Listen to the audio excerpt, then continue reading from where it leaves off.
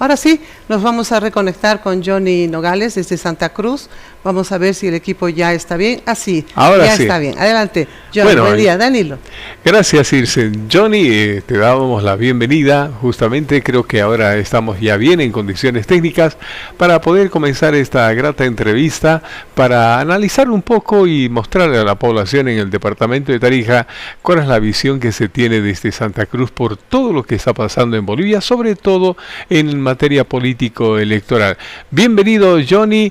¿Cuál es el primer pantallazo que tienes en tu mente cuando vemos una justicia que se entromete en el tema político-electoral, la falta de propuestas de candidatos que figuran en uno y otro lado, pero no aparecen en las propuestas? ¿Cómo ves ese panorama preelectoral? Buen día. Buen día, Danilo, querido. Primero, saber si me escuchan. Sí, perfectamente bien. Ahora sí, adelante. Qué bueno.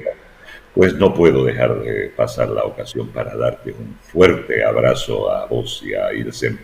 Después de tantísimos años veo que tienes que darnos la fórmula de esa juventud que has mantenido y tu caballerosidad que esa ha sido característica siempre de Danilo, querido. Qué Gracias. placer ver a ambos y no puedo entrar en este mar proceloso de la política sin antes enviar un abrazo cordial a Tarija por su fundación y recordar que en 1978, y no me digas que hace muchos años, estuve en Tarija en la fundación del primer canal de televisión a colores de Bolivia. En ese momento, la universidad, que era la única que tenía, aparte del canal estatal, el permiso para tener canales de televisión, había comprado el primer transmisor a colores para poder unirse a esa fiesta futbolística que era el Mundial de la Argentina.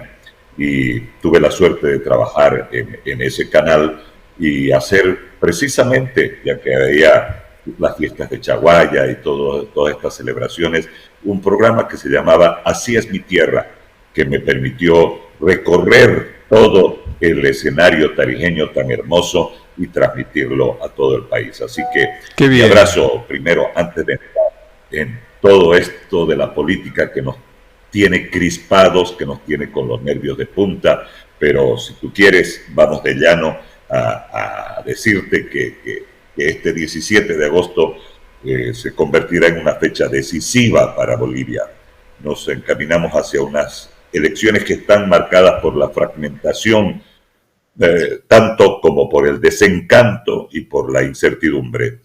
El oficialismo se presenta con por lo menos 4 fracciones, ¿no es cierto? La de Evo, la del Castillo, la de Eva Copa y la de Andrónico. No sé qué es lo que estará haciendo el señor Choquehuanca, si es que se va a unir a alguna de estas fracciones, pero la oposición no está menos dispersa y estamos avanzando por caminos separados que están demostrando nuestras propias debilidades políticas en Bolivia. Vamos a ver si es que hay posibilidades de un campo de unión. Yo creo que sí, por lo menos en el plano de lo que se llama izquierda. Sabes que yo no creo en izquierdas ni derechas, pero en el populismo, digamos, socialista que tenemos en ciernes en Bolivia, posiblemente haya una unidad en torno a la candidatura de Andrónico.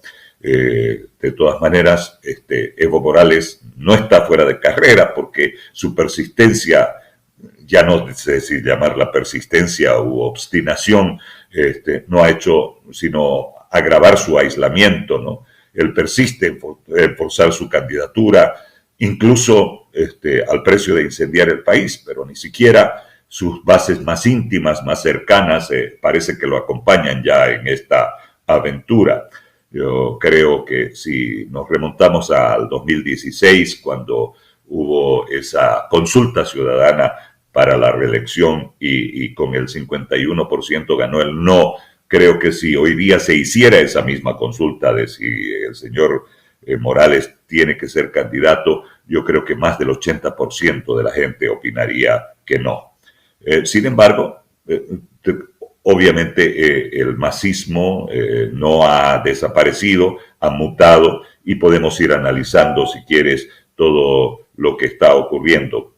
En cuanto a lo que mencionas, el Tribunal Supremo Electoral lamentablemente está sometido aún hoy a las decisiones judiciales, y esto es algo que no debería ocurrir. Es parte de una falta de cumplimiento de las funciones del Tribunal Supremo Electoral, porque ellos no necesitan ninguna ley que los proteja frente a las decisiones que tienen que tomar, porque tienen ya una ley que es la 026, que es la que rige su desempeño, y en el inciso segundo de esta ley,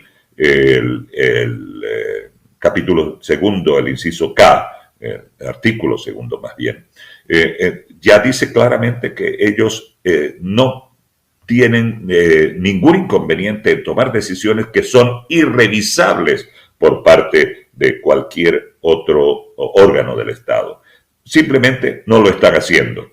Y esto trae incertidumbre, como decía al inicio, que tiene que solucionarse a través de una decisión clara del Tribunal Supremo Electoral de conducir las elecciones como le manda la ley. Para el Tribunal Supremo Electoral de por fin hacer una elección transparente, confiable y que convoque la participación masiva, habida cuenta de que ha proclamado a los cuatro vientos de que habrá transparencia, no habrá ningún partido político tendrá que inmiscuirse en esta situación.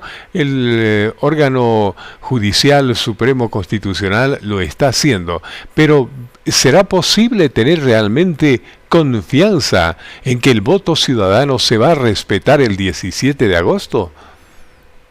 Danilo, en eso no vamos a poder disipar la bruma que existe, porque evidentemente todavía hay gente que se pregunta si vamos a tener elecciones, si es que todo esto no es parte de un tinglado que está armado para evitar las elecciones del próximo 17 de agosto. Y lamentablemente hay ciertos indicadores que nos permiten pensar de esa manera. Yo creo que además de las desconfianzas que ya venían arrastrándose, porque habrás escuchado que hay muchísimas voces que se levantan para decir que el padrón electoral no ha sido adecuadamente tratado para tener una nómina limpia de electores. Algunos hablan de 1 millón de electores que son fantasmas. Sabemos también que hay unas circunscripciones que han sido delimitadas de una manera tal que benefician a un partido político, a una de las candidaturas, no en esta oportunidad, sino ya antes, para tratar de balancear el voto de la oposición. Y también hemos escuchado que el TREP, que ya no va a ser el TREP porque se ha dictado la ley 1632, que ya tiene otro contexto, también abre dudas, porque este ha sido uno de los instrumentos que cuando era necesario lo apagaban precisamente para cometer fraude. Entonces, no se han disipado todas esas dudas, Danilo querido, y frente a eso todavía tenemos que soportar que hay demandas ante los tribunales constitucionales para la inhabilitación de candidatos, o que están cuestionando las decisiones tomadas por el Tribunal Supremo Electoral. Todo esto tiene que resolverse, y para eso se tiene que aplicar la ley. Hay una ley que rige, que la he mencionado, es la 026, que rige las funciones del Tribunal Supremo Electoral, que no se está cumpliendo porque ellos no toman la decisión de imponer la autoridad que tienen. No nos olvidemos que el electoral es el cuarto poder del Estado. Está el ejecutivo, el legislativo, el judicial y el electoral, de acuerdo a la constitución política del Estado. No son un órgano menor, y ellos tienen todas las facultades para conducir, y ojalá que de una manera transparente, que le otorgue credibilidad al sistema político boliviano, porque no nos olvidemos que ese pequeñito detalle que es el voto, que es el más pequeño de los detalles de la democracia, pero es el fundamento y la base sobre la que se construye todo el andamiaje democrático de un país. El detalle del que mencionaste, del tinglado que está armándose para evitar las elecciones, sería interesante conocer un poquito más a profundidad tu visión del tema. Alguien tiene que estar armando ese tinglado, alguien debe tener sumo interés en que no haya elecciones. Estamos hablando del movimiento al socialismo, sea gobierno, sea levismo, que estarían interesados en que no se lleve adelante las elecciones de alguna manera. Johnny, ¿qué dices? No, yo creo que acá, lamentablemente, y lo he dicho y lo voy a ratificar hoy día, lo que hay es una falta absoluta de liderazgo, Danilo, en todo el país. Porque no es solamente en el plano político, institucionalmente creo que también coincidirás conmigo en que cada una de nuestras regiones ha dejado de tener líderes que nos orienten, que nos conduzcan, que establezcan cuál es el norte hacia el cual nos vamos a dirigir para lograr libertad, desarrollo, democracia. Pero lo que ocurre es que, como en toda elección, posiblemente los asesores, y aquí en Bolivia no faltan los asesores que tienen otras banderitas de otros países, lamentablemente están jugando a la política, porque aquellos que piensan que no tienen muchas posibilidades, tienen unas alternativas que están tratando de jugarlas. Yo no creo que esto sea casual, no creo en casualidades. No creo que se levante un señor medio alocado y de repente plantee unas impugnaciones. Lo que considero es que esto al gobierno, por ejemplo, no creo que le interesa. Creo que el presidente Luis Arce debería ser el que está más apurado en salirse de la conducción del país. Lo he escuchado el otro día en una entrevista hace pocos días, en la que él primero decía que se lavaba las manos, no tenía la culpa absolutamente de nada, que era simplemente la pobre víctima de una confabulación general que había tenido que soportar. Pero además de eso decía que para llegar a fin de año se necesitan 2.800 millones de dólares y él no sabe de dónde sacarlos, porque aun si se aprobaran los 1.800 millones que tiene el Parlamento en este momento en aprobación de créditos, aun si se desembolsaran no le alcanzarían. Entonces creo que vivimos en una situación de riesgo, que tenemos que tenerlo claro, y que la ciudadanía no se ha pronunciado como hubiera sido seguramente su comportamiento en otras circunstancias, porque estamos esperando que a través de las elecciones sea que se reconduzca el país. Sin embargo, te doy una mala noticia. Yo no tengo una forma de confiar y de decir que un gobierno de corte socialista ha entregado caballerosamente el poder a otro que lo ha ganado en las urnas. Al contrario, creemos que Venezuela y Nicaragua y Cuba son ejemplos permanentes de que no se respeta la voluntad popular. Compartimos ese criterio plenamente, Johnny.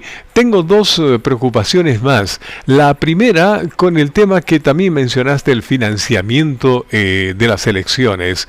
Estimamos, muchos analistas lo dicen, que en primera vuelta va a ser muy difícil que haya un ganador debido a la dispersión del voto y las diversas propuestas electorales. Y sin embargo no estaría aprobado el dinero que se requiere para una segunda vuelta, que sería otro de los probables recursos para mantener las cosas como están en lo político en el país. ¿Cómo ves esa situación desde el punto de vista económico y político? Muy grave, porque principalmente, no solamente por la elección, Danilo, sino por lo que puede pasar con el país. ¿Qué es lo que ocurre con un gobierno que prácticamente ya no está pudiendo manejar la situación económica nacional?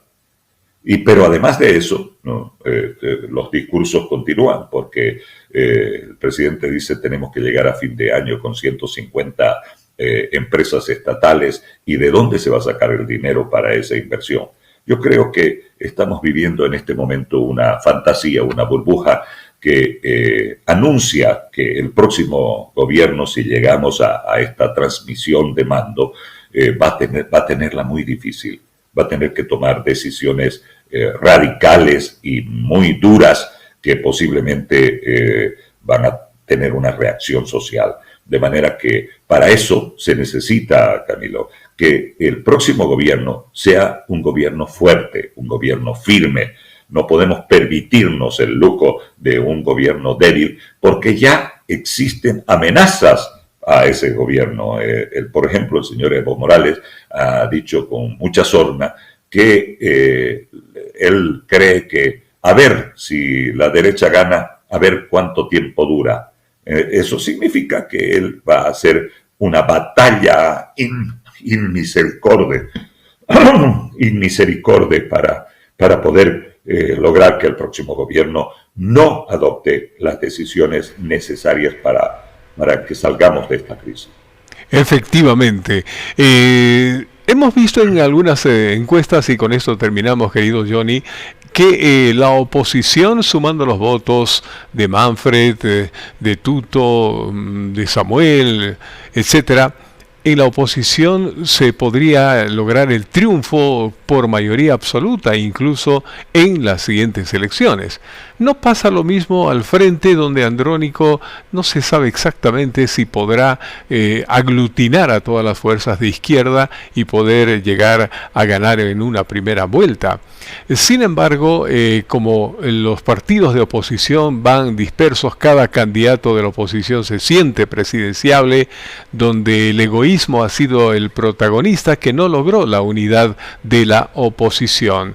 En este caso, ¿será posible que si la oposición logra con alguno de sus candidatos obtener un primer puesto o un segundo para ir a una segunda vuelta, podrán unirse en el camino y a conformar un gobierno de concertación nacional? Porque, como lo dijiste, un gobierno débil no va a poder hacer nada en el futuro inmediato para solucionar la crisis.